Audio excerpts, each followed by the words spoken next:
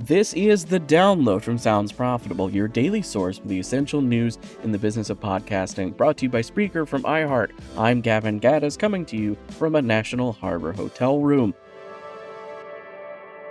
Before we get started, a quick scheduling note for this week. Sounds Profitable is currently next to Washington, D.C. for Podcast Movement. To account for travel time, there will be no daily episode of The Download on Thursday. If any breaking news happens while we're traveling, we'll cover it in the Friday recap. For now, here's what you need to know for today, Monday, August 18th.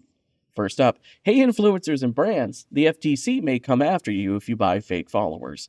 The FTC, or Federal Trade Commission, has finalized a new rule that codifies how they will begin pursuing content creators and businesses that buy fake followers, views, or other metrics to boost engagement on an account or sponsored post. While the FTC has pursued companies selling boosted follower counts and likes in the past, a new framework allows the organization to go after bad actors. While buying legitimate traffic for a podcast feed does not qualify for this FTC rule, podcasting is not free of accounts boosted with bought followers or subscribers that would qualify as using paid engagement to boost a for-profit venture.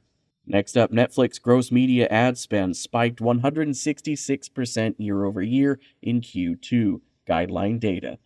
Overall, according to Standard Media Index, digital video gross media ad revenue grew 14% year over year, while linear TV went down 12% year over year.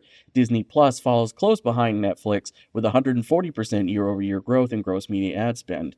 Subscription-based TV is undergoing a shift from the common presumption of being paid for an ad-free experience to paid streams still containing ads.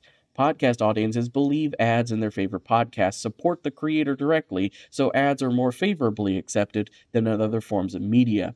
As the world progresses towards subscriptions being ad-supported as the default, podcasting continues to stand out. Even when podcasts follow that, it continues to stand out thanks to the transparent nature of the industry and the connection between producer and audience member.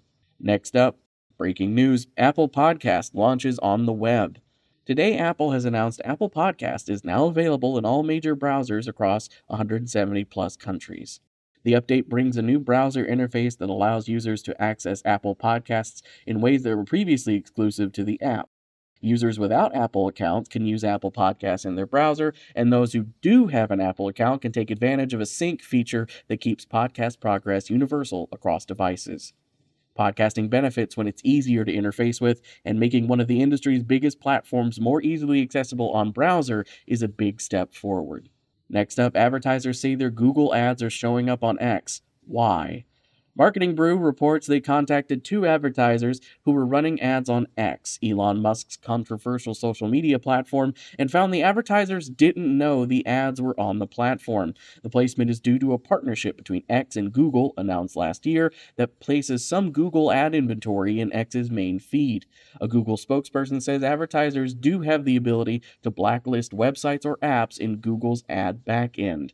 A vital takeaway from this is the importance of knowing where ads are running for any given campaign, and that companies should have the opportunity to exclude inventory. Finally, as the presidential election approaches, where do influencers come in?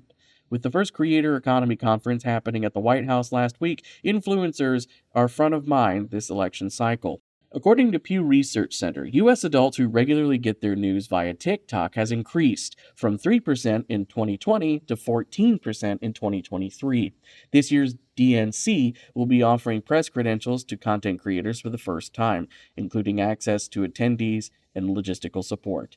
Every podcaster is an influencer, and the popularity of political podcasts shows the industry is poised to fully leverage election cycles like this one. As for the rest of the news, Claritas has announced a new AI-powered broadcast attribution solution that aims to match the insights and precision expected in the world of digital advertising. Spotify has built Casa Spotify Buenos Aires, a cultural center for Argentine creators featuring a podcast studio, acoustic performance space, and listening booth. Cumulus Media has announced leadership changes, including Carolyn Chauncey's promotion to SVP of Marketing and Podcasting. Odyssey's bankruptcy judge has granted the company's extensions on debt agreements set to expire this week. The company anticipates exiting Chapter 11 at the end of Q3 this year. Crooked Media's union members have unanimously ratified a new contract with wage increases and AI protections. The Podcast Business Journal has interviewed Bumper Media's Dan Meisner regarding the new Bumper dashboard and the company's 2-year anniversary. And finally, a new study from Asia Pacific podcast service Firstory finds the DAI market grew 164% in the region year over year. Be sure to check out the links to every article mentioned right in your podcast listening app or at soundsprofitable.com, where you can also subscribe to the newsletter version. The download is written and produced by Newton Shuttlecotti, myself, Brian Barletta, and Tom Webster. This episode is hosted on Spreaker. For Sounds Profitable, I'm Gavin Gaddis. Download us again tomorrow.